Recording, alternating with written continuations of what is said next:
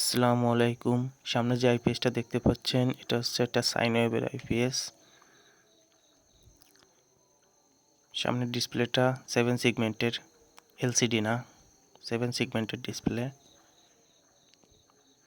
ট্রান্সফর্মারটা Indian company transformer এই জায়গায় ব্যবহার করছে।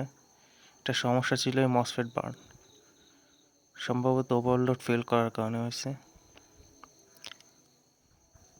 সবগুলো মসফেটই বার্ন হয়ে গেছে। 8টা মসফেট ছিল। আমি এ পাশে 3টা, ও পাশে 3টা, নেগেটিভ ব্যাসিংয়ের সাইডে এ পাশে 3টা, এ পাশে 3টা, মোট 12টা মসফেট ব্যবহার করছি। 8টা ব্যবহার করলেও হয়, 8টাই নিয়ম, কিন্তু সবসময় চেষ্টা করতে হবে 2-3টে মসফেট বাড়তি দেওয়ার জন্য। আপনার ওয়াট হিসেবের বাইরে রাখলেন, এতে মসফেটের হিটিং ইস্যু কম আসবে, সার্ভিস ভালো দিবে।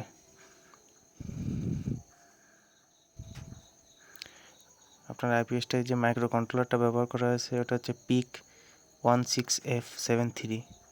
এটা পুরনো একটা মাইক্রো কন্ট্রোলার, 192 বাইট 8 বিট, ঠিক আছে। 192 বাইট স্টোরেজ, 8 বিট সিপিইউ। আপনার এই গেট সাইডে ব্যবহার করা আছে গেট ড্রাইভার আইসি।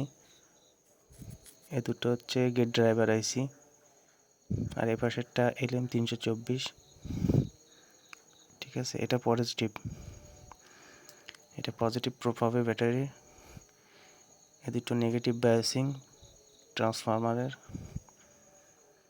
ট্রান্সফর্মারটা হচ্ছে আপনার 800 VA, 600 ওয়াটের মতো আসতেছে।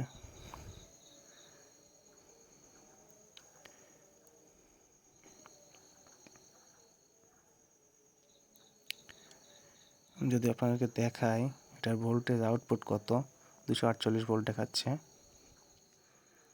লোড দিলাম 200 ওয়াট, ভোল্টেজ ড্রপ করছে 400 ওয়াট, 234, 600 ওয়াট, 200 নিচে চলে আসছে।